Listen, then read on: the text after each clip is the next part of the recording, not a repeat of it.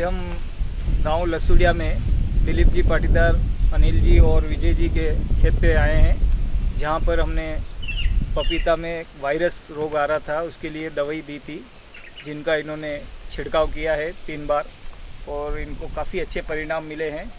और जो दवाई सिपानी साहब ने रिकमेंड करी थी कि ये दवाई दी जाए पपीता में, वही दवाई हमने इनको दी थी और इन्होंने फिर दोबारा उसी दवाई की डिमांड करी कि ये दवाई एक बार और मंगाई जाए।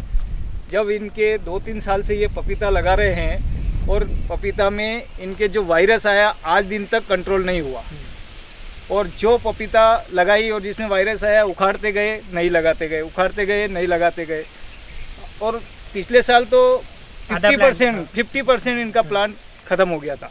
तो इस साल इनके जो पौधे थे इन्होंने फिर डबल पौधे भी लगाए उन जगह जहाँ पे वायरस आ रहा था, और वो इतने अच्छे रिकवर हुए कि दोनों प्लांट एक जैसे खड़े हो गए। तो आज यहाँ पे हम सब लोग आए हैं, सभी किसान साथी भी आए हैं हमारे जो यहाँ पे, और डीलर साथी भी हैं जो आसपास में दुकानें हैं इनकी।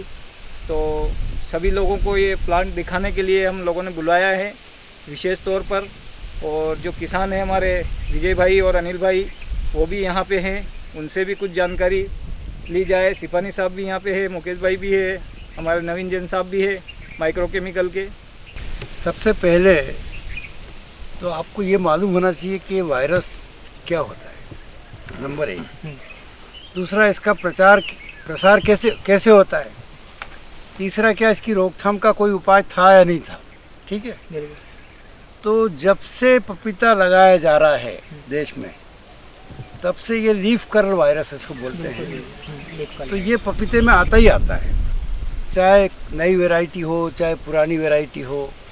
और इसकी समस्या का समाधान जो पपीते पे जो भारत सरकार का अनुसंधान केंद्र है पूना में, वो करीब 20 साल से लीफ कर्ल वायरस को रोकथाम के लिए काम कर रहे हैं। तो वो काम 2 तरह से कर रहे हैं।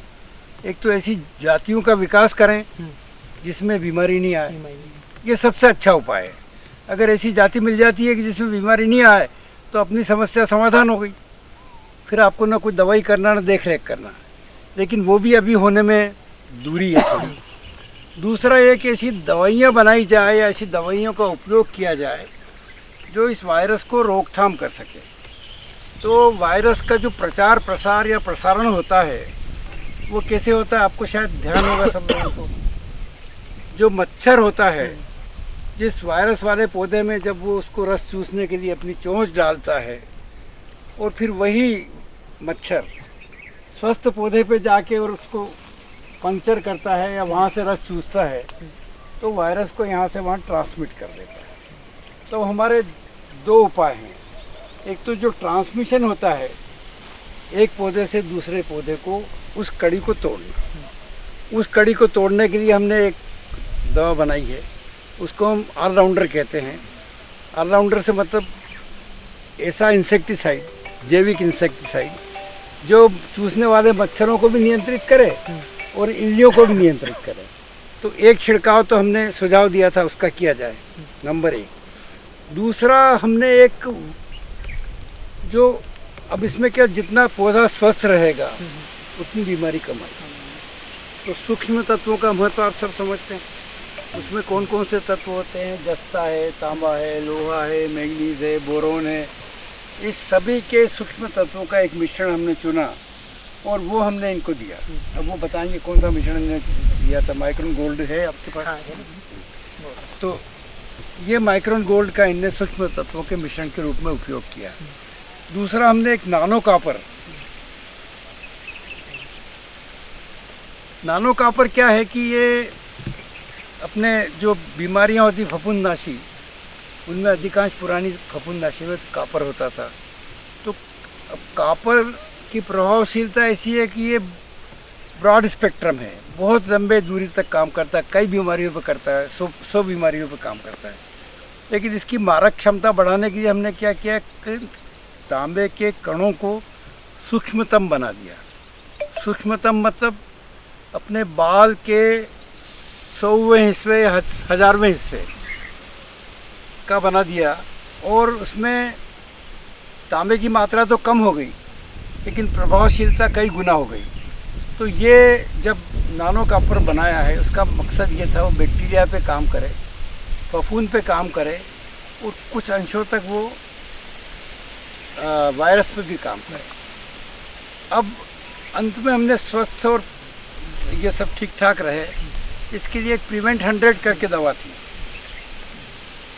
प्रिवेंट 100 को भी हमने शामिल किया, क्योंकि इसमें जो फफूंदनाशी है वो ब्रॉड स्पेक्ट्रम है और पौधों को तंदुरुस्त भी रखता है। तो वो काम किया हमने।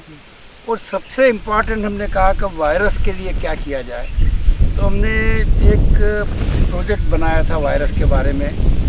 तो वो प्रोजेक्ट का काम करीब करीब पूरा हो गया था और वो कंपाउंड जो है प्रिवेंट 105 के नाम से, उसका नंबर है, नाम नहीं है उसका, तो उसके नाम से हमने प्रिवेंट 105 को हमने अनुसंधान किया। और इसके 2 स्प्रे या 3 स्प्रे अगर किए जाए इंटरमिटेंटली, न्यूट्रिशन का ध्यान रखा जाए, फफूंदनाशी का ध्यान रखा जाए, जो रस चूसने वाले कीड़े हैं उनका मैनेजमेंट किया जाए और उसके बाद में इसका स्प्रे किया जाए, तो प्रिवेंट 105 जो है ये वायरस की रोकथाम में सफल हुआ। और जो इनने फ़ोटो भेजे थे पहले आपके पिताजी ने, वो फ़ोटो देखने से मुझे लगा कि भाई इनकी संभावना बचने की बहुत कम है। तो इसी वजह से पाटीदार जी ने ये किया कि उसके बाद पास में दूसरे पौधे भी खड़े कर दिए।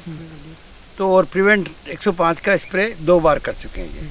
तो अब परिस्थिति ये है कि मेरे ख्याल से जो हमने देखा है वो लगभग 90% से ज़्यादा पौधे स्वस्थ तंदुरुस्त हैं और फल दे रहे हैं अच्छा। और जो वायरस से ग्रसित पौधे थे वो सारे रिकवर हुए, उनमें फल लगा। और मैं सोचता हूँ कि ये ऐसी घटना है जिसके बारे में सारे देश के किसानों को मालूम पड़ना चाहिए।